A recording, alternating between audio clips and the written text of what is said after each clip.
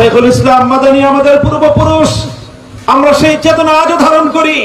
দর্শে হাদিসে বসে কাল আল্লাহ এবং কাল রাসূলের মাধ্যমে আমি আমার পরবর্তী সন্তানদেরকে যেই চেতনায় উদ্বুদ্ধ করব, যদি প্রয়োজনে আল্লাহর জন্য, আল্লাহর দ্বীনের জন্য, আল্লাহর পয়গম্বরের ইজ্জতের হেফাজতের জন্য যদি আমি কারাবরণকে, কারা নির্যাতনকে সহাস্যে আমি বরণ করতে না পারি, মসনদে হাদিসে বসার কোন অধিকার আমার নাই, কোন অধিকার আমার নাই। শুধুমাত্র হাদিসের মসনদে বসা, ফুলের মালা, ফুলের তোড়া, লাল গালিচার সংবর্ধনা, আর দিনের নবীর মতো করে উহুদের ময়দানে, তায়েফের ময়দানে রক্ত দেওয়ার প্রয়োজন হলে আমি থাকলাম না। আমি মনে করি এই যদি হয় আমাদের অবস্থা, তাহলে আমরা সত্যিকার ওয়ারিসে নবী হিসেবে নিজেদেরকে পরিচয় দিতে ব্যর্থ হব।